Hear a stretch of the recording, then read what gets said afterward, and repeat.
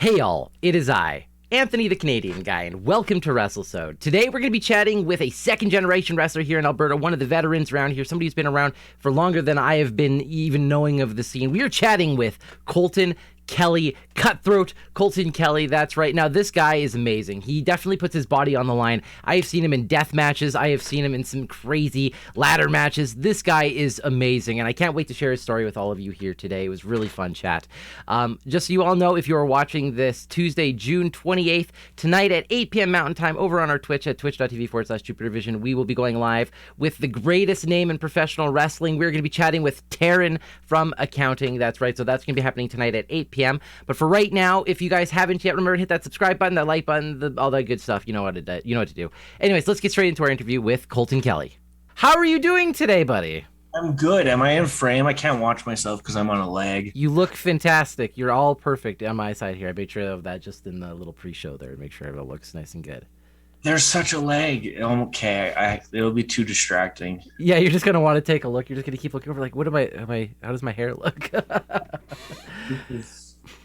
That's what it's like for me anyways. But yeah, thank you so much for joining me here today. Obviously, like I was saying just before we started, we haven't had really much of a chance to chat casually over the last couple of years. This is going to be one of our first conversations. So I'm super excited for this because, like I was saying, you are a second generation Alberta wrestler.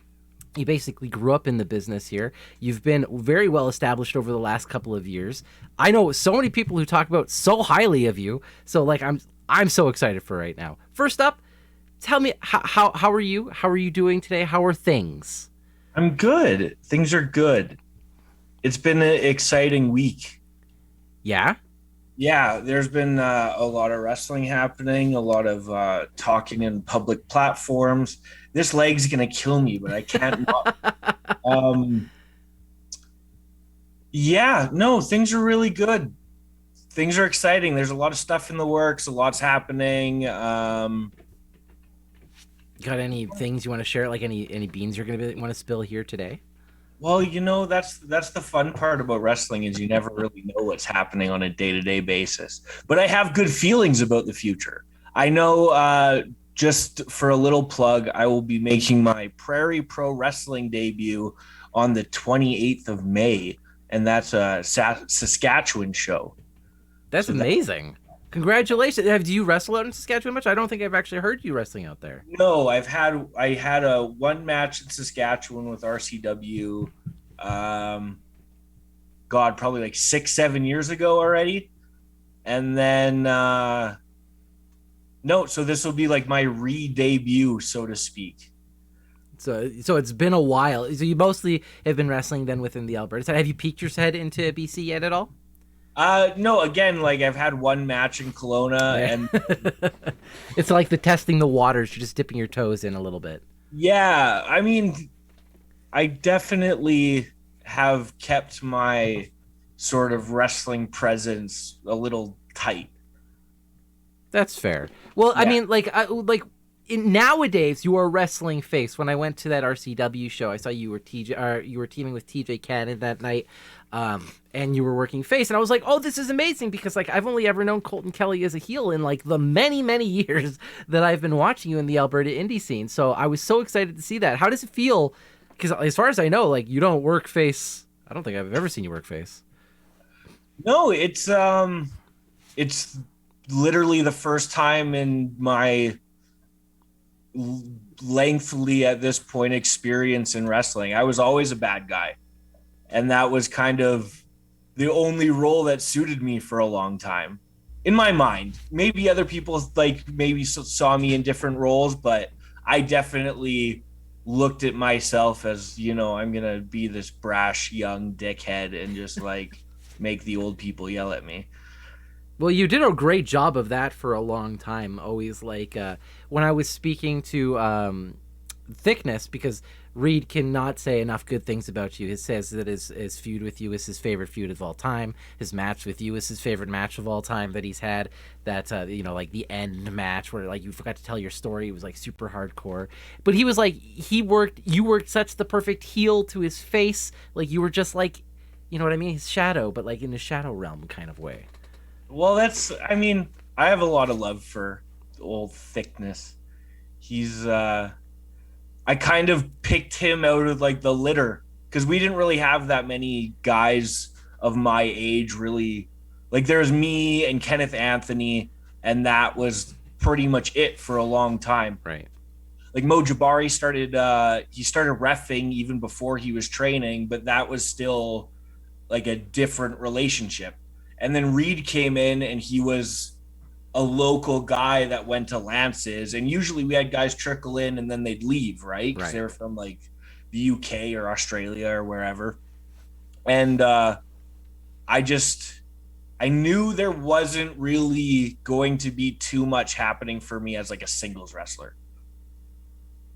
So you thought, hey, this guy, he's kind of my age. He's got a great look. We could do something amazing together. We could build something together. Eventually split it apart. Was that like your brain process? It was like I need a person to like help get me in positions that will like for both of us, right? Absolutely. The one that was fresh that like I got along with really good. Because me and like he's so funny. And we just we always would just like support each other, and we both really needed that at the time. And then I stopped needing him. There you go. I know that he's always said that it's just like, man, if he has the opportunity to get into a ring with you once again, he would jump at that opportunity. I assume the feeling is a mutual one. Yeah, I mean we're very. I've never had a better partner. Like I've never had a better person to stand beside, and there's few people that I enjoy standing against as much as I do Reed. Oh, that's amazing. I'm super excited for that. I know that's going to happen again one of these days. It's going to happen, right? Everything is opening up. Like, there's so much wrestling, as you've said. You're staying nice and busy. You're working quite a bunch. You're doing your debut now for PPW out in Saskatchewan. But let's pull it back a little bit. Like, let's go back a little bit. Like you said, you have been around this scene for quite a while. You've seen a lot of different people debut. As far as I know, you're essentially born into this scene, into the world of wrestling. How did it feel? How does it feel being a second generation wrestler with a father like Tex Gaines, who is so well known around Alberta? It has its advantages and it has its disadvantages. I think people that come into the business without any sort of ties to what it pre-exists maybe have like a little more freedom. Maybe that's just my experience of like sort of making sure that I'm doing the right things at the right times for the right reasons. There's a lot of pressure, as you would kind of think, like on your shoulders, right? Because when you come in by yourself, you don't have that, like, your dad isn't a wrestler. You're not known within the scene. You don't have those responsibilities of being like, if I screw up, it reflects upon other people that know me and other people. So it's like you almost feel like you're almost trapped into a bubble where you have to make sure that you're behaving and performing above other people just to make expectations kind of thing. Yeah, there's definitely like you need to consistently like rise to the occasion and prove yourself even further than someone that, in my opinion, doesn't have those pressures on them, right? Because there's a freedom to a guy like Mars the Specialist, right? Tony Machete, there's a freedom there. Like there's guys who are fresh and like starting to learn the craft that I could definitely see getting opportunities at an accelerated rate where I may not have taken those chances, Right. So and like you said, it's because of all the different things that happen around you. You want to make sure that you're protecting not just yourself, but like you want to act properly. You don't want to step on toes as much as you can. No, it's all love and respect for what brought me up. Right, exactly. Well, here's a good question with regards to that. How far back, like, can you think is wrestling been a part of your life? Like, is it as far as back as you can remember? It's never not been. No. I'm not 100% sure on the timeline, but my dad was going to training like a month or two after I was born. Wow. Or a month or two before, you know what I mean? Like there was no concept of like wrestling being fake in my brain. Like I've never been a fan.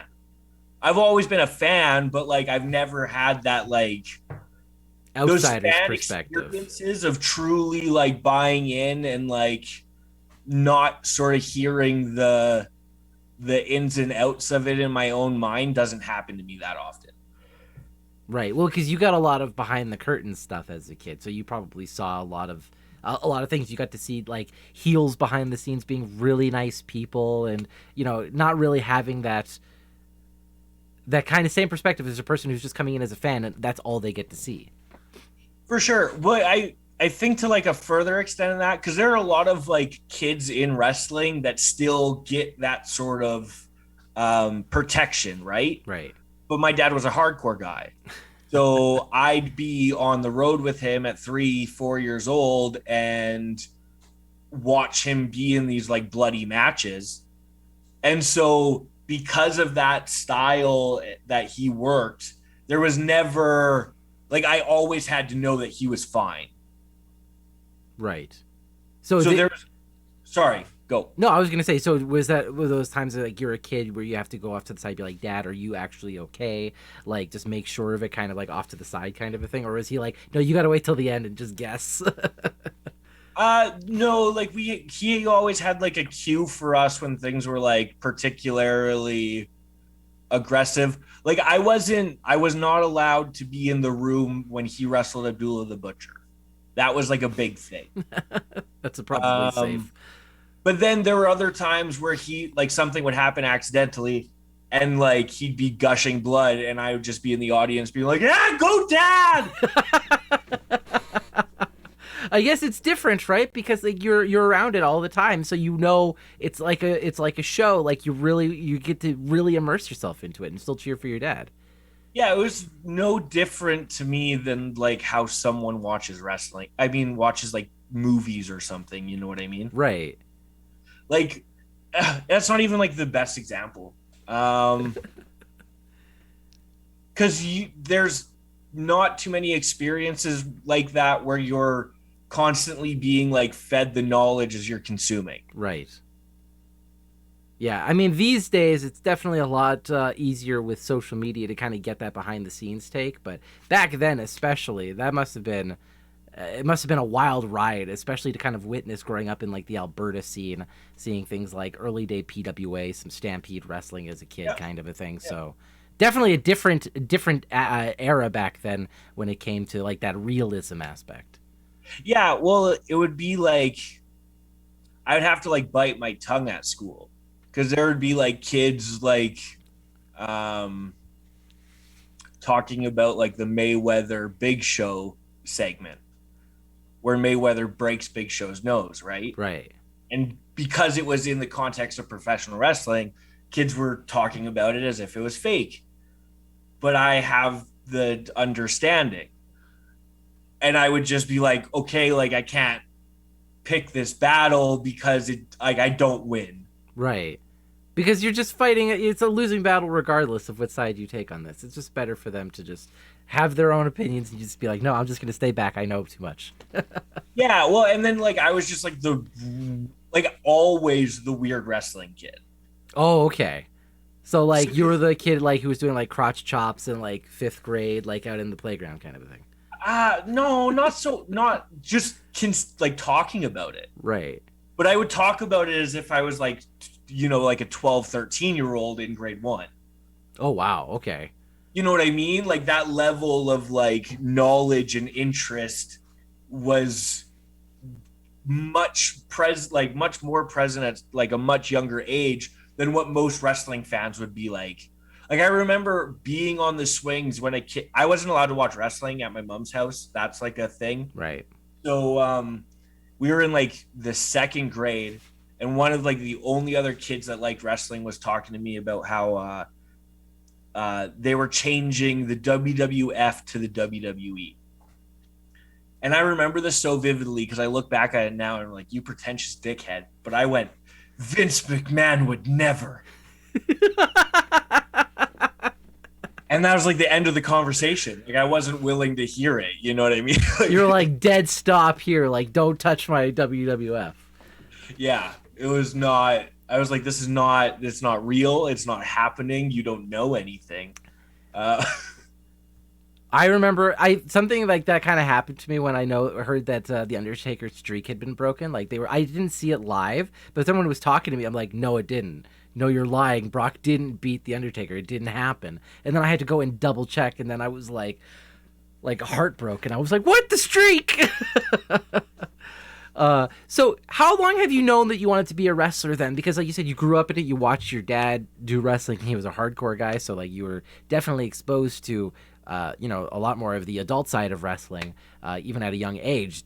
Where's that at a young age? You were like, that's it. I'm definitely doing that too. I think there was like periods of it, maybe at a younger, like maybe around like 4 or 5, I'd be like running around the house with my like Stone Cold title and being like, I'm going to be a wrestler. But then that kind of like went away. Like my mom, like, not to make it sound like she doesn't support anything, but like she definitely was kind of on like you should like think about other things, like kind of the more realistic aspect of like what it actually is, and not like the child view of what you think like playing professional wrestler will be like, right? So that kind of went away, and then I had a situation where I ended up like moving in with my dad, and it was just like, no, this is what I'm doing. Like, why?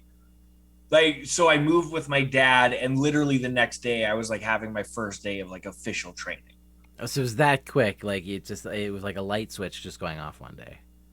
It was more just like, there's nothing, like I have nothing telling me not to anymore. Right. And I know I'm going to be able to do it. And I already have, like, not like I didn't have physical challenges and stuff, but I knew it was something I could excel at eventually.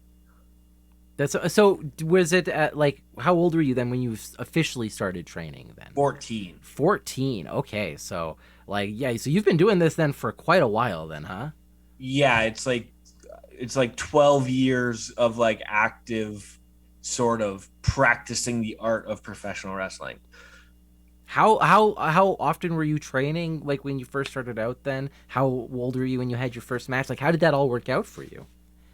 So it was weird because like it was a time in Alberta that like, I mean everywhere, but Alberta had like a more sort of prominent kind of like in wrestling circles sort of discussion on like child wrestlers aren't cool. Right. So I spent like 3 to 4 years kind of behind closed doors. Like doing like referee work or just training in the back or just helping out at shows and stuff. Just training and helping out at shows, like taping matches. But like I didn't really get in front of people until I had already been like actively working at wrestling for 3 years. So I guess by the time you had your first match, it felt quite smooth compared to what you would see as most people's like first match then. Well, no, because I had no prep. Like I was told day of that I'd be. Oh, okay. So, because I was 17 when I like debuted officially, I had like battle royal matches and like sort of multi-man schmozzes where you could like hide me under a mask and stuff. Right. Because I looked like a child. That was like a big thing. Was like I definitely. It would have looked like people were beating up a kid. You definitely had the actual baby face, as they would say. Yeah. Which is so hard to think of, because since I've seen you, you've had this, like, very masculine beard and long hair that I would be, like, looking like a child is the last thing I think of when I think of Colton Kelly. Well, I think that's, like, I have a shallow chin. Like, I'm... So is this, like, you have the beard to hide the chin? That's what I do. Like, I have, like, this, like, line here that just goes, like, fake chin into double chin. So I use this to just fake people to thinking I have a real jawline. I usually tell people I look like Franklin the Turtle underneath all this hair. Oh, man, we'll just get you, like, a red baseball cap. We'll shave you, turn it around. It'll be perfect, right? The Christmas special's dope. Man, I grew up on Franklin, so that's great. That was a great reference to pull out of the air. Yeah, no. So I definitely, like, I spent a lot of time away from, like, eyes, like, from the public viewpoint. And then I started doing shows for my father's company, Force Pro Wrestling. And then we had like maybe 10, 12 events before I ended up being quote unquote ready for PWA. So what was your first match then? Like your first official, like you were told day of like go your wrestling tonight match? It was a tag match against C Block, and I was tagging with Sean Couples, Okay. who is a old East Coast or West Coast, like BC guy, that my dad actually trained with. Oh wow, okay. So it was it was already like you need to like step in there and like fulfill big shoes kind of thing. Right, because you're in there with your dad's old training partner, so you got like all that like on your back. Well, how did the match go, or did you feel like you were just? Everybody always says that their first match they were just terrible. They never have positive views of their first match.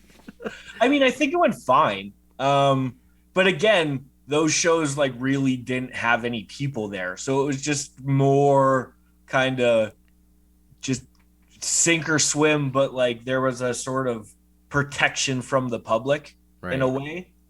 And again was kind of just like thrown to the wolves in a lot of those instances. So there was like very little kind of like match planning. It was a lot of like Just go out there and get your ass whooped, kind of a thing. yeah. I remember like Evan Adams and Big Jess once like ran almost like a 20-minute heat on me in my like third match. Oh man, you must have walked out of that just pissed. You're like, what the fuck am I doing? It was all just stuff I knew I had to like You have to go, yeah, you have to kind of just deal with it, especially back in the day, right? Like things have kind of changed a little bit now, but like there's definitely like you gotta take it when you first get into the business, kind of a thing. yeah, I think like the breaking in process for new guys is kind of much simpler. Yeah, I definitely agree with that.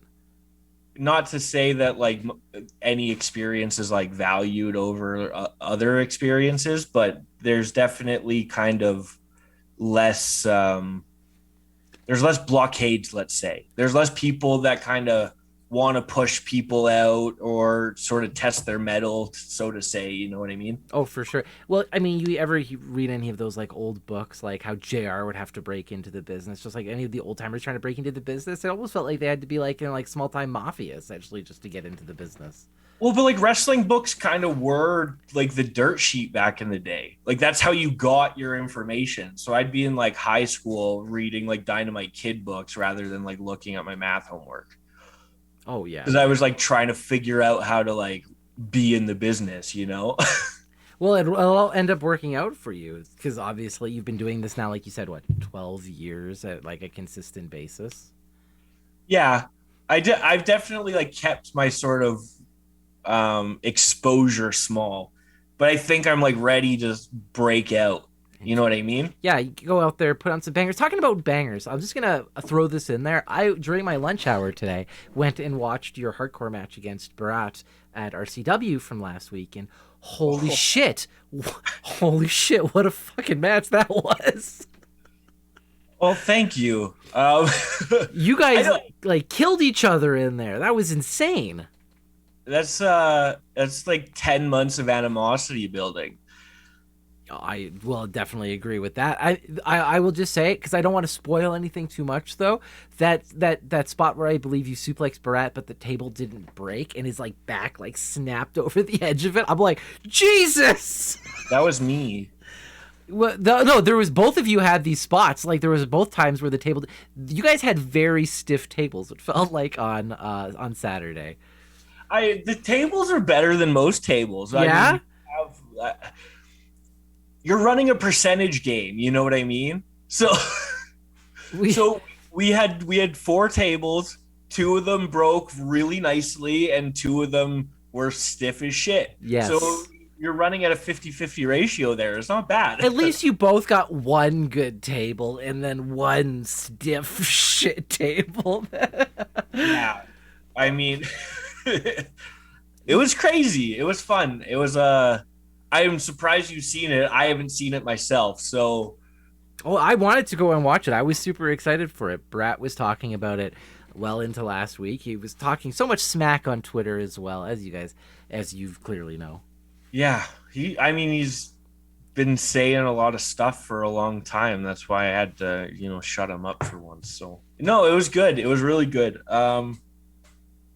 You could probably speak on how it is as a viewer better than I can, but the experience was um, a lot of fun. That's kind of like I said, like that's ended up kind of being my forte, is that very weapons heavy kind of style. I was just about to say. So you've kind of been known in the local scene over the last little while as being kind of a hardcore guy. This match with Brad is obviously a great example. You had your final match there with the Thickness as a hardcore match. Your match at the Clandestine Society. Jesus fuck. So like what? So you're not really adverse to bleeding. Do you like hardcore matches? It takes a special type of person to do these kind of things. It is my favorite type of wrestling. I to watch I grew up on ECW, right? I was like 3 years old watching Rob Van Dam. So I don't know how you can't be like a fan of hardcore wrestling. And I just happen to be really skilled at it. I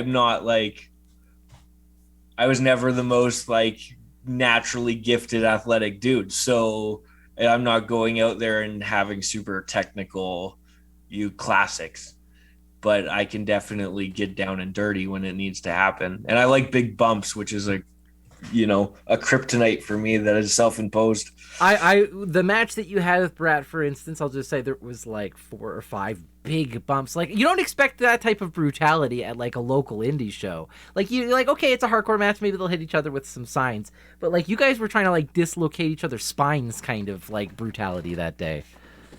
So I appreciate that. We were up against Game 7, and the people that came to see us wanted a show. Well, I'll definitely say that you gave them to, because that match was like 25 minutes or something like that. I was glued to the TV the whole time. So one of these very, very impressive match. So you said you like the hardcore wrestling. Obviously, you've got the perfect hair for it, because whenever you've got that blonde hair and you bleed and this just gets covered in blood, is that one of your favorite moments? Like, let's just be honest here. Do you like that look of when you're just fucking covered in blood after a match? Because it happened. I have a habit of like rubbing it off throughout the match. So by the time I like get into a mirror or something, I usually have just like the like a scratch, trace marks of blood. But the feeling of it is definitely interesting. The thing I like about extreme wrestling is that at a certain point you stop acting. Oh yeah, I don't know how you guys can keep like a level head when you're making each other bleed and something like that, where you're just like, no, I'm angry, I'm full of adrenaline, my heart's pumping like so fast, but I still want to make sure the other guy doesn't die. Like, you know what I mean? How do you keep like that mentality? I'm very calm about it. It's a special type of person, I suppose. I kind of like, especially during like the more nutty stuff, I'm just in my head kind of laughing. I guess like it makes it easier, kind of like you can almost trick yourself into being like, this is just, it's another thing. Haha, let's go. It's just fun. Yeah. There's definitely moments of like, why am I doing this at times? But when it comes to like crashing into tables or going into like, I think like one of the things we used was a bed frame, and that was like, that was fun. But I like the sort of the feeling of things crushing against your body. That's just a totally normal thing for people to say. That's amazing though, because it, like you said, you could put on such entertaining matches now. Because like you said, the bed frame there, I know Brad said that was the worst bump to take. He said he got a huge bruise after that bed frame. But like, so do you feel like that's when you're in your element at your best, is when you can do storytelling inside of a hardcore match? And like, do you feel that's like when you're in your prime? Yeah, I think storytelling is definitely my like forte. That's where I've always kind of the obviously at like earlier times in my career, I was definitely had some difficulties that people didn't agree with, and just like philosophy sort of beliefs and stuff of like, oh, we could do more here. And people would be like, well, let's just keep it at sort of like a base level at times. And my ideas kind of go past where some people want to take them. Yeah, like your comfort zone. Like they're like, this is listen to a little bit less than this. Yeah, like I'm usually the one that's like, I'm just gonna like jump off the top rope and go through a table on the floor, okay? And everyone's like, if you want to. They're like, you're volunteering for that. I don't think I'm gonna volunteer for that. But you're fine with that kind of thing as long as it can tell a really great story, kind of a thing. Exactly. I mean, I think there's nothing better when a hardcore match is done like extremely well, just like any sort of style of wrestling, right? Technical matches done extremely well are the most entertaining thing in the world. Oh, for sure. Once you once you lose your reasons for doing things, that's when any form of wrestling becomes kind of, past its point. Oh, for sure. So you grew up in the Alberta scene, like you said, you've been watching wrestling your whole life. Who are your favorite wrestlers growing up? You said you watched RCW, RVD, I assume maybe part of this, but like, who are the people that Colton Kelly gravitated towards as a kid? Paul London, New Jack, well, that Steve Blackman explains a lot all of a sudden.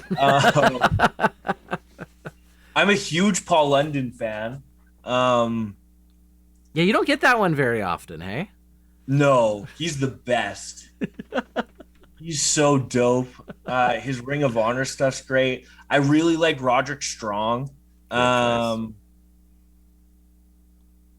Stone Cold, Edge. Like a lot of my like mannerisms happen to be very like Edge-like.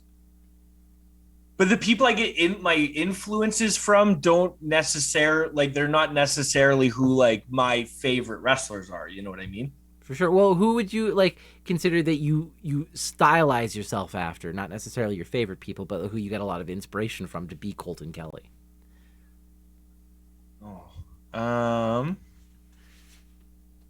Aquaman. There you go. Okay. All right.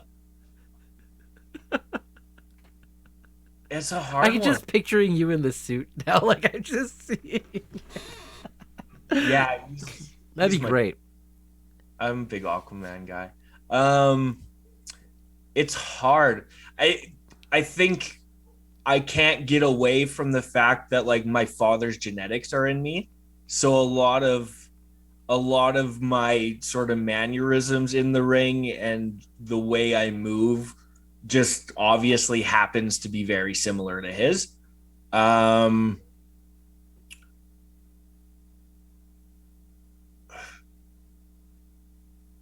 Chuck Taylor. Okay. Not so much now, but definitely like New Japan Chuck Taylor days. No, I'm meaning like me as a wrestler. Oh, like, yeah, okay. Like the millennial icon was just like Chikara Chuck Taylor. Well, there you go. That's a great little way. That's perfect. And he has done very well for himself. So modeling yourself after somebody like a Chuck Taylor is not a bad thing to be doing. I also love that you said Roderick Strong is one of your favorite, because I think definitely one of the most underrated technical wrestlers out there. I think he's got super freaking amazing wrestler. I hate his finishing name. I think the finisher name End of Heartache is bad, but other than that, there's like nothing I don't like about Roderick Strong. That's fair. Backbreakers all day. Oh, I'm a big fan of a backbreaker. And he just doesn't. He can do them to like people that are like twice his size beautifully. I love watching him do a backbreaker. All right, so we should probably move into the Q&A section here. I've got a bajillion questions that I want to ask, but we should start moving into the Q&A section before we go on for too long. But while we get those ready, I just want to ask a couple of other last quick questions here. Now, we haven't chatted about it yet, but not only are you the son of Tex Gaines, but you're also a older brother to a wrestler as well. Now, we're going to give him a little bit of a shout out there. I'm a big fan of Sid Greed, or however he wants to like call himself, Shotgun, whatever he would like to call himself. How does it feel like watching your younger brother also develop as a wrestler? Do you have like that older brother pride, like you want to teach him kind of a thing? I'm curious about this. No, we have all tried to stay out of each other's business as much as possible. Wow. Okay. So it's not really like that, like a big family, like get together training sessions. You're like, no, you're your own person. I'm my own person. We'll get together for car rides if we need to, kind of a thing. Yeah, I definitely I'll be the first. Like, I'm not out here like making sure he's on every show I'm on. He trained completely like differently and separately from me. We're not aligned on shows in any which way, shape, or form. And I think it probably will stay that way for a long time. That's awesome. So it's like you guys have really kind of like respected that, like you're your own person, where we don't have to be attached to him just because we're like siblings, kind of a thing. No, I don't think that's like necessarily fair to either of us, if that makes sense. Sure. Um, and like you wouldn't want like this is the only example, but like you wouldn't want to see John Laurinaitis and Animal like in WWE together. You know what I mean? I didn't even realize that they were related, to be completely honest. Yeah, they're brothers. I'm like, what? Oh man, yeah, no, that's a really good point. Then, but as it is though, of course, big fan of Shotgun Sid Greed. I loved watching his match at Clandestine. He had a great showing there. Do you like watching him as your older brother? Like, do you like him as a wrestler? Yeah, no, I really like. It's not to say that like I don't support what he's doing. It's like it's the complete like utter faith and support that I don't have to have anything to do with him for him to have success. You know what I mean? You get to really kind of sit back and just watch his successes, kind of a thing, and you get to enjoy it as like an older brother. That's really great to see. And honestly, I really like that kind of take because, like you said, you're not tied to each other. Your successes aren't necessarily like in relation to one another. You're both doing your own thing and succeeding in your own way. Yeah, like I'm always there for him when he, has a question or, wants support and stuff. And like I try to watch as much as I can, and he does the same for me. Like there's a lot of support there for sure, but we don't need to be all up in each other's business. Oh, sure. All right, well, so we'll start moving into the Q&A section here. We got a couple of different questions that come up here. So here's a fun one. I bet this one came from Shout because I can tell the subject matter. What inspiration have you drawn for your career from the all-time classic smash hit Ready to Rumble starring Sting? God. Like can you help like frame the content, like he always moment? So I guess like that's who hasn't seen that movie like a million times? It's a great movie. I guess the way he was just like, is there anything I guess from the movie that you kind of like go back to and you're like, I incorporated it? Do you crown people randomly from like the most cool? I think the thing I say from that movie the most is Sal Bandini wanna wrestle. Sal Bandini wanna wrestle. that's probably the most like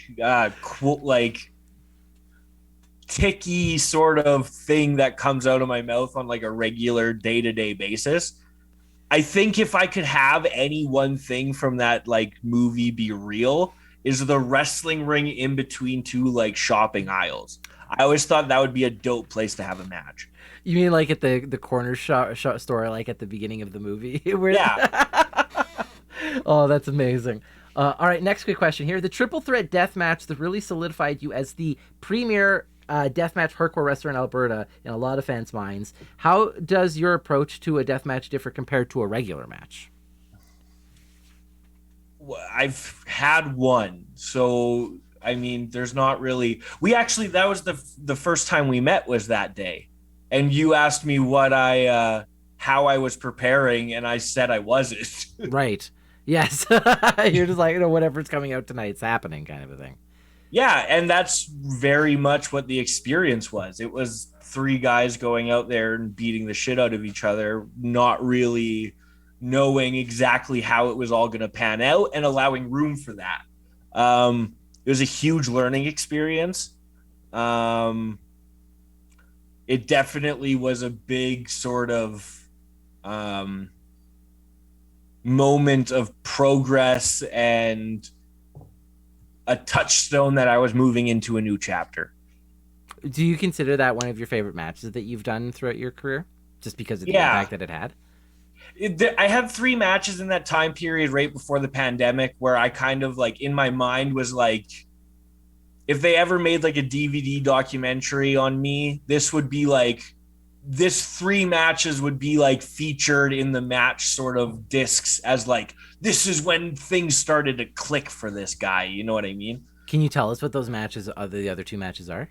I did 45 minutes with Michael Richard Blaze for PWA. And then I had the triple threat at the Clandestine Society. And then I had a match with Jack Pride for Force Pro Wrestling.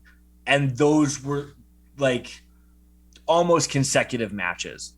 They were just like one after the other, like within a very short time frame kind of a thing? Yeah, it was like every month. It was like month after month after month. I was just having these matches where like my perspective was changing. Like I was more clear, more aware, more like less in my head, much more present. That was the best thing about the death match is it taught me like how to be like very much in the moment. That's really great. All right, next quick question here for you. Great to see fellow Franklin fans, but what do you think about that jobber Arthur? I mean, I liked Arthur. I don't have like a place in my heart for Arthur. I never like went and like ran to watch like the finale or anything. Little Bear, that's my jam. Little Bear, wow. I feel like we're approximately the same age, just based on everything that I've kind of assumed so far. What other what was your shows growing up? Like, outside of the world of wrestling, what was your show? Boy Meets World, One Tree Hill, Gilmore Girls, The Real World, Lost. Some of these I was definitely not expecting for you to say. I'm a big fan of a teen melodrama. Apparently, were you a big I was a Sex and the City kid. I don't know what was up with that, but in high school, I couldn't get enough of that show. That was like my drama. MASH? MASH was fantastic. I really liked MASH. Was Topanga one of your like first crushes kind of a thing? Topanga. Oh, who doesn't love Topanga? Everyone loves Topanga, right? What a name too, because like as soon as you say Topanga, there's only one Topanga like in the history of the world. Do you know what I mean? Like, yeah, you don't even think about the canyon. What the what? It's a canyon in like California. I had really screw that canyon. It doesn't have the same kind of impact. I'm a huge Boy Meets World guy. Did you watch the spin-off show? Was it Girl Meets World? Every single episode, multiple times. Yeah. The Christmas reunion episode is like up there with some of my favorite episodes of like the original series. This is amazing to learn right now. I would never have known. Do you like watching like kind of like trash TV like I do? Like I watched The Circle. Are you a fan of The Circle? No. I feel like you might be nowadays. That I watch, as Nasty Nate Nixon likes to say, I'm a certified content crusher. So I watch a lot of shit. And my girlfriend, like she doesn't trust my movie opinion or my TV opinion because, like, in her mind, I watch questionable shit. But in my mind, I'm very easy to please. What are your favorite movies? Like, what are your guilty pleasures that you could just easily throw on, other than Ready to Rumble? There's a horror movie called Detention. Grind, the skateboarding movie from 2002 with Adam Brody. I watch Cat in the Hat a lot. The Love Guru is like a big one for me. The Love Guru, wow. Definitely Maybe with Ryan Reynolds is a great rom-com.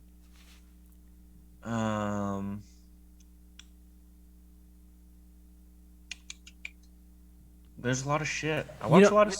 You know, if you're a rom-com guy, and here's the thing, I am definitely not, but I had to go see one in the theaters with my girlfriend. We were in Medicine Hat a couple of months ago, and it was like that Jennifer Lopez, Matthew McConaughey movie, where it's like Just Say Yes or whatever it was, something like that. Great movie. good little movie. If you like rom-coms. That's dope.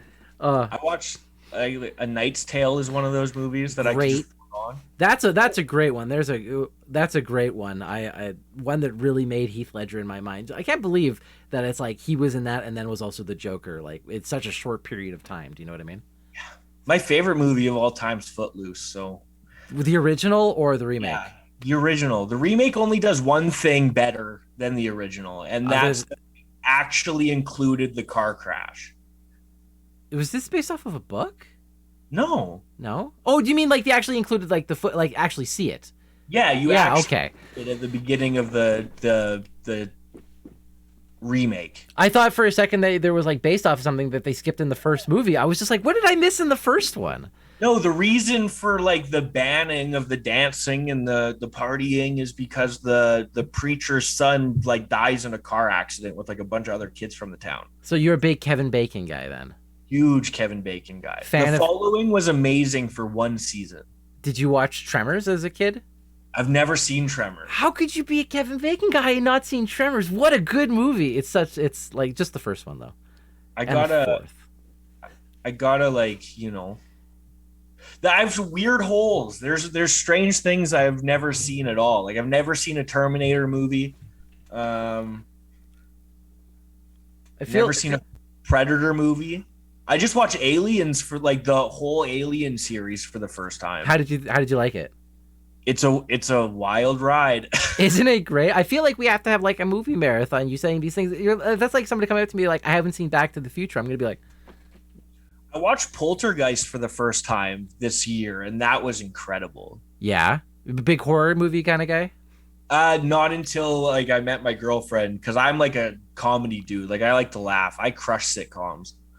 Yeah. What's your favorite kind of sitcoms then? Like we've already got kind of MASH in there because that's just like an all-time classic, and Boy Meets World, obviously. Third Rock from the Sun. Oh man, dude. Well, nice. John Lithgow, completely underrated, hey? So I didn't understand. Like it was one of those shows that when I was a kid, I didn't like it because I just thought it was people being stupid. I didn't understand that they were aliens. So when I found okay, well there you go. When I found it again at like 16 on like TV Land or something, I was like, yo, this show's actually incredible. Oh, it's so good. Yeah, I was a big fan of as a kid though, I knew they were aliens though, so I got to laugh at that stuff. And yeah, I had no idea. I just thought they were morons. Well, if you didn't know they were aliens, you would definitely think they were morons for sure. It's like I didn't know that the Val Kilmer Batman or the George Clooney Batman are the same Batman as Michael Keaton. That was news to me. Oh, you mean like they're supposed to be portrayed as the same one? Yeah, it's like one timeline of Batman. Yeah, it's so bad. I wasn't a big fan of the George Clooney Batman, but I'm a big Michael Keaton Batman guy. Like I love Michael Keaton as the Batman. The Jim Carrey Riddler is like I think that might have been the first Batman movie I saw. Yeah? For me it was Batman Returns with Danny DeVito and like as the Penguin, and like that was my first Batman movie I remember as a kid. But man, we could talk old movies now. It feels like forever at this point.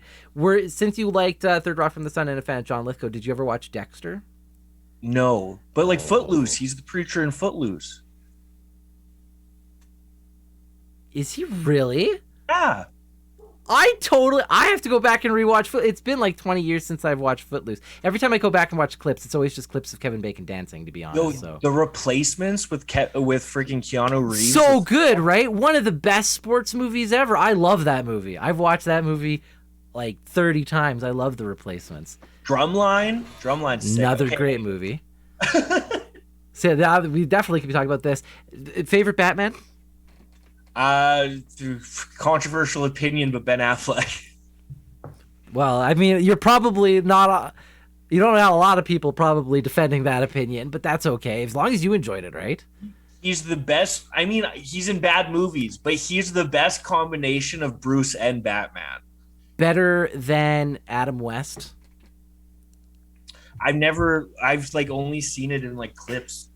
I will definitely say that different actors definitely had better takes. Like, in my opinion, Michael Keaton played like a perfect Batman. I liked Val Kilmer as playing the Bruce Wayne, though. Like, do you know what I mean? Like, I felt like they played different types. But for me, I don't know, 1960s Adam West Batman, it's just ridiculous. It's so fun. Are you a Will Ferrell fan if you like comedies and stuff?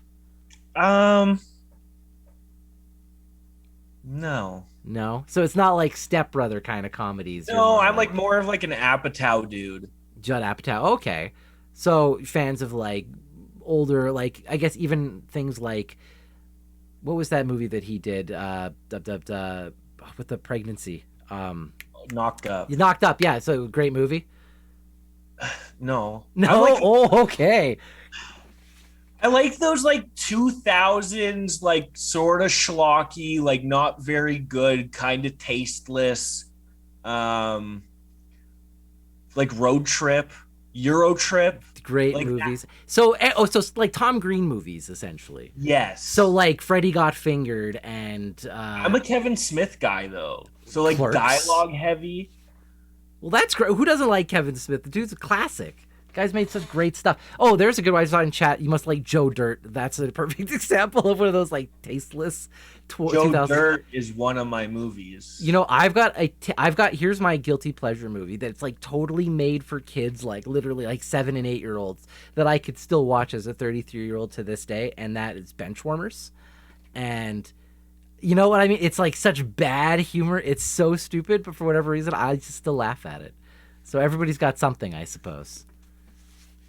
You ever seen the movie I don't know, it's gone. Never mind. No. Well, I've definitely seen it then. All right. Oh, here's a good question. So, do you have any updates on what's going on with Force? Is there anything coming back or any shows coming up line soon? People miss it. So, I'm curious myself. I mean, I miss it. Maybe one day, but I cross our right fingers. now, kind of, it's on hiatus. Like most things, it's a cool time for wrestling because there's a lot of new life, and there's a lot of opportunity for old life to regrow. You know what I mean? Oh, for sure. So, no immediate plans as far as you know for Force, but no, like everybody else, you want it to come back to. Yeah. No, and I'll be the first one to, step in the ring and take my claim of that company. You know what I mean? Right. Well, I mean, it is Tech's company. Like, have you talked to him and been like, hey, run some shows? No, I don't mean like you're coming in and be like, yo, Dad, give you the title. No, I just mean like, yo, Dad, run some shows so I can kick someone's ass and get it, kind of a thing. Yeah, I mean, that's definitely, I'm taking heads. There you go. Well, if it does matter, people in the chat were all like, hey, what's going on with Force? So maybe you let your dad know that other people are interested in Force coming back, and maybe we could get some shows going again. That'd be interesting. I'd really love that, because you guys had a couple of shows just before the pandemic, and then it just kind of ended, unfortunately. The pandemic screwed everybody. Yeah, Force has had a sort of start and stop kind of history that, the next time it comes back, I hope it sticks around. You know what I mean? Oh, yeah, I definitely hope so. But, well, if that ever does happen again here pretty soon, we'll definitely have to make a show up in Edmonton. Do a personal one-on-one interview again, prepping for something like that. Yeah, it'll be a blast. Oh, here's a good question. What are your top 3 pre-match meals? I'm a coffee guy. Just coffee? Yeah, I don't like eating before matches. That's not really my jam. No, what about post-match? Like, after you've had a great match, like, what's your, like, oh, now I'm going to go and just gorge on this? I'm a sucker for a pizza. I like, A&W tends to be, like, the thing that's open the most, and my girlfriend doesn't eat meat anymore, so, like, the Beyond Meat burgers are definitely, like, a tantalizing menu item, so... Delicious, and I like them myself. Honestly, I think the Beyond Meat burgers at A&W are probably better than the actual burgers these days. Yeah. That's my opinion. Yeah. No, I don't know. I'm Chinese food and pizza type of guy. So it's very simple. Just basically just put a smorgasbord of food in front of you and just let you gorge, kind of thing, after a match. Yeah. I used to be like a bottomless pit, but I can't do that no more with my accelerated aging. After I've learned about Tony Machete's food orders at McDonald's after matches, I'm terrified of anybody trying to keep up with that. Apparently that guy is a garburator. I used to crush like McDonald's like gross. I'd order like 10 freaking hash browns and like eat two freaking sausage and egg McMuffins and then have like a fish fillet as well as like every other type of burger and then like two things of fries. I used to be really gross. Oh, man, I'm terrified to take wrestlers out for food. Like, you guys would be like a $10,000 order. Eat this place out of house and home kind of thing. Yeah, I mean, we all have large appetites. That's definitely Very common nights. But you guys do a lot of work in a short period of time. You need that burst food energy. You know what I mean? for sure. Because you do it like what in 20 minutes, like the work of what people will do in like 6 hours in terms of like energy spent. So it's like insane. Yeah, I guess so. I don't really ever think of it like that. I've never been like a guy to like kind of focus on sort of how much energy I'm spending or like what I'm actually doing and just, go out there and do it. That's fair. Here's a good question for you. And this one, I'm gonna change it slightly and add my own um, addition to it. So 80s cartoon, Fraggle Rock or Muppet Babies. But I will also throw in my own personal favorite Muppet show as a kid, Groundling Marsh. So, I was born in 95. okay, well then probably I guess I'm a little bit older. Did you watch any of those old Muppet shows? No. No. I'm aware of them. Like, I was like a Roger Rabbit kid. Oh, did you watch Who Framed Roger Rabbit as a kid? That movie? Yeah, because it was one of those ones that it was like, it was cartoony enough that I didn't understand how dark it was. So dark, right? Holy. Yeah. Such a great movie. My parents were young, so they definitely like to put on stuff that they could like, get away with watching and still have me be like, ooh, pretty colors. Ghostbusters is a perfect example of when you watch it as a kid versus when you watch it as an adult. It's like an entirely different movie because you pick up on all the subtle adult humor that's inside of it. Same thing though with Who Framed Roger Rabbit. I loved that movie, and still to this day, some of the most seamless blending of like actors and animation mixing together at like one time. The work that they did was phenomenal in that movie. Yeah, it still stands up. Oh yeah, and I mean Christopher Lloyd as Judge Doom, and oh man, there's so many great things about that movie. And like literally the only time I've ever seen like Mickey Mouse and Bugs Bunny on screen together in It's one the only time, right? Like I think it's like the only time in history it was like that it movie. is the only time they could make the business work. Man, when there was like a 2-month window where people actually got along back in like the late 80s, early 90s. Exactly. Miss those days. All right, next quick question here. Do you keep in touch with wrestler friends from your past like Kenneth Anthony? Yeah, I try to keep in contact with everyone as much as possible. I love all the guys. I know that when I first interviewed Reed in our very first interview, he talked about how when he was like training and really getting into it, it was like you and Kenneth Anthony that like really kind of got him on the ropes and stuff. So you still chat with Kenneth? Like, does he still wrestle these days? Like, what happened to that guy? He kind of just disappeared.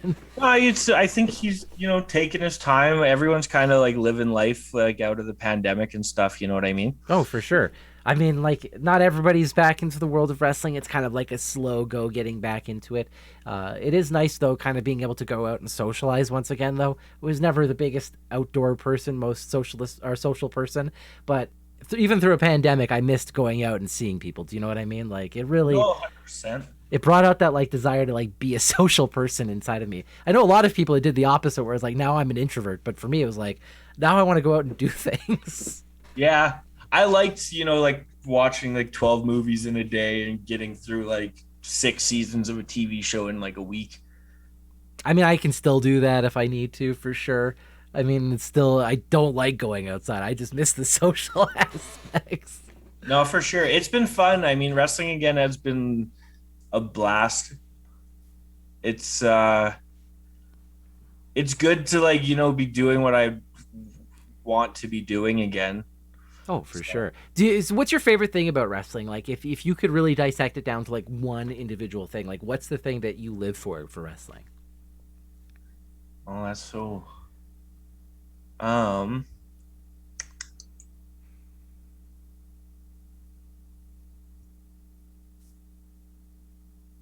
That's such a hard question. Oh, I don't like to make them too easy. Like, do you live for hearing the fans cheer? Do the kid coming up to you after the show, going like, "Oh my god, that was amazing!" Like, I don't know, getting cut open by a sign. Like, what is it for you that you enjoy? Probably when I can do something that people don't necessarily like believe is real. Okay, so like when Like, you can shock somebody, like they just didn't yeah, expect it. like when they can't believe that they just saw what they saw. You know what I mean? Like when the truth is stranger than the fiction. I guess it's a perfect example of that, and I can use this as an example because I didn't believe it when I saw it. Even after I saw it, was at WrestleMania, Pat McAfee, when he did that backflip off the top rope and like stuck the landing. I went, "What the fuck?" Even my eyes saw that, and I was like, "That doesn't make sense." So those kind of moments. Yeah, I love when like shit's wacky and crazy. Like Vince McMahon like taking a stunner in his like mid-70s is incredible. That was a stunner. It was. That You was a stunner. cannot say that it was not a stunner. It was indeed Uh-huh. a stunner. It wasn't what I would consider his best stunner that he's ever taken, but the fact that he took it at his age, very respectable. I mean, he's a literal old man. Like, there's no way that should be happening in the first place. He's even old in terms of like the retirement standards of old. Like he's in like retirement old kind of. You know what I mean? Like he's old. But I mean, these days Stone Cold is old, and he's out there and he's doing all this amazing it's shit. incredible. I love it. I like that people can be doing what they are passionate about. Perfect. All right, a couple more questions here, and then we'll wrap it up because we've been going actually over like an hour now, so we're doing really well. So it's been super fun chatting. All right, next couple quick questions. Mars is infamous for bringing carrots to shows. Machete is infamous for his McDonald's order. You like coffee. What's the coffee order? It's a dark roast triple with sweetener. That's so much not coffee inside of the coffee. Yeah, that's how I like it. So. Hey, everybody's got something, right? So you're a sweetener guy. Like, do you like that?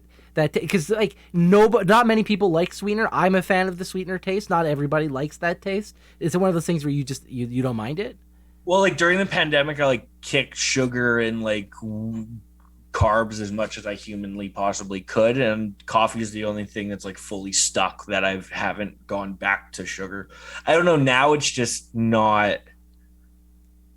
Like, you realize once you don't have it, you realize how crazy like addictive it is and stuff. So I drink a lot of coffee, so I just tend not to want to put sugar in it anymore. And it has a different taste, once you get used to the sweetener taste, it's like, yeah, it's its own thing. I like it in Diet Cokes and stuff. Like I really like it there. I think I'm just a little bit jealous because I don't drink coffee anymore myself, because whenever I do, my stomach starts hurting and I just feel like shit all day.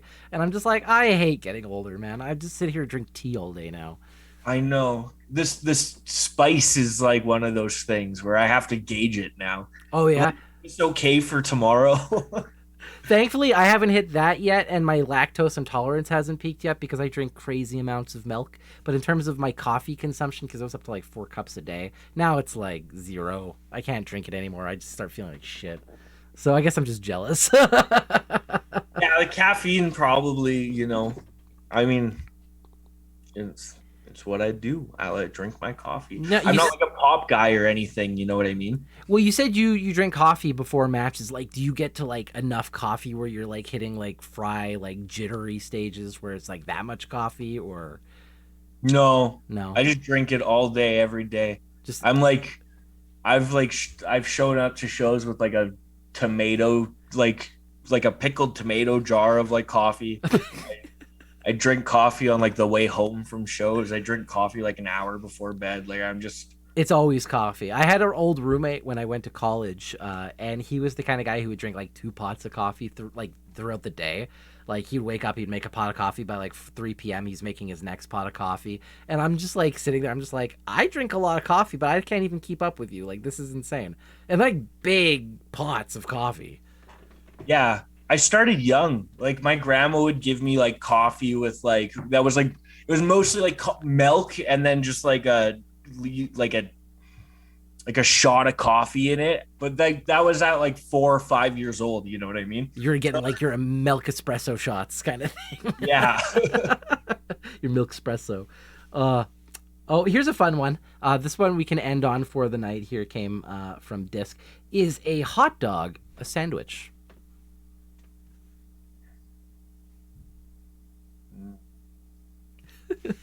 No. No, so the answer for you is it's not a sandwich? A hot dog's a hot dog. Right, but is a hot dog a sandwich? No. No. But is like, I guess at that time, would a taco be a sandwich? No. Taco's a taco. What makes it a sandwich then? Like, what makes that definition a sandwich? I understand, but like a steak sandwich is not a sandwich. It's an open face sandwich, technically. But by definition, you need 2 pieces of bread. But isn't that what a hot dog is? A hot dog's technically 1 piece of bread split in half. Okay, but what about like a pita sandwich? You have pita wraps. Right. Well, a wrap is a sandwich. No, because it's circular. It's a wrap.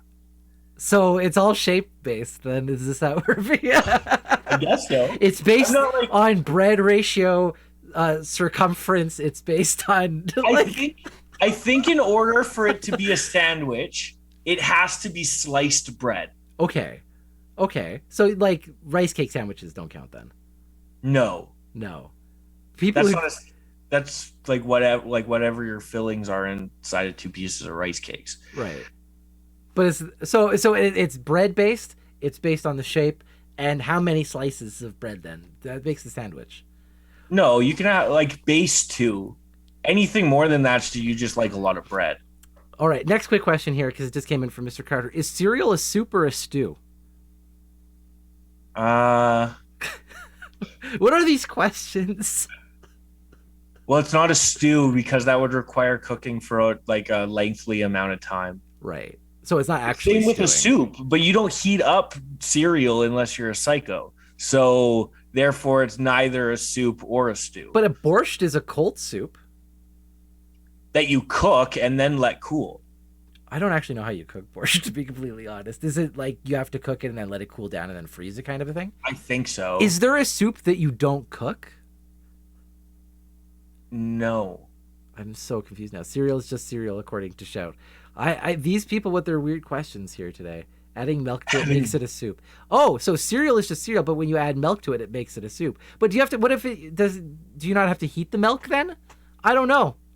Are you a milk before cereal guy? Because those people.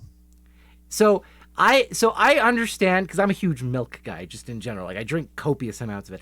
I understand the perspective of both milk before cereal and cereal after milk.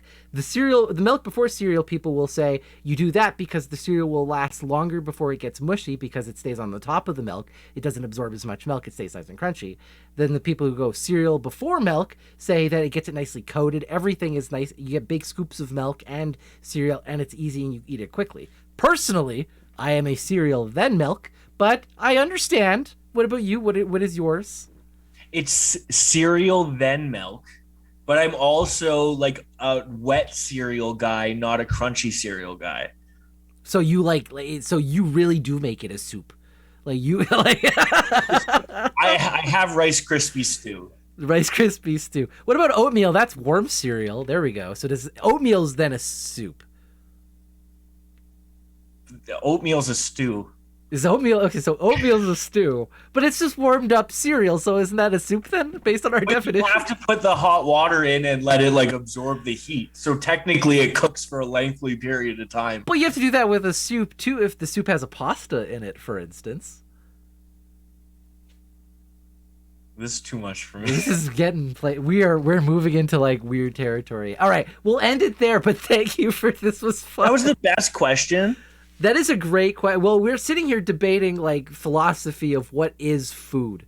This is too much. But what we have learned today, though, from Colton Kelly's perspective. Oh wait, apparently I missed a question from Disc. You can finish your opponent with a Mortal Kombat type finishing move. They will be fine. What is your ultra-violent finishing move? Pile driver with the spine going up. Oh, just like breaking it all the way down, just the crack like that. Exactly. Oh man, like a slow motion zoom in on the spine, just seeing the crack. And then the spine just like shoots out straight up their ass, just like it goes straight, shoots out like a rocket. All right, Colton, dude, thank you so much for joining me here today. This was so much fun. We went for like an hour and 10 minutes, so this was really great. Thank you so much for this. Yeah, no worries. Thank you. It's been fun. Do you want to give some plugs where people can see you, where they'll see you wrestling here in the next little while? Give your plugs out. Yeah, so we have the RCW 19th anniversary shows coming up this weekend. I'll be on some of those at the very least. And then Prairie Pro Wrestling on May 28th. I have a episode on the Duke You Suck podcast, and then Colton Kelly 95 cross platforms.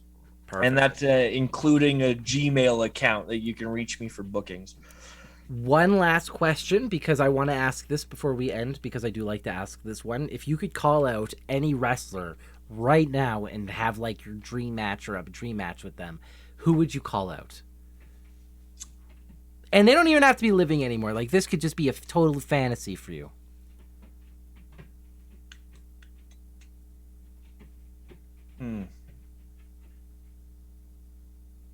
New Jack? I was going to say, you're probably going to say New Jack. I was just feeling it in my head. Or Pete Dunne. That's the other one. Oh, you mean Butch? Sure.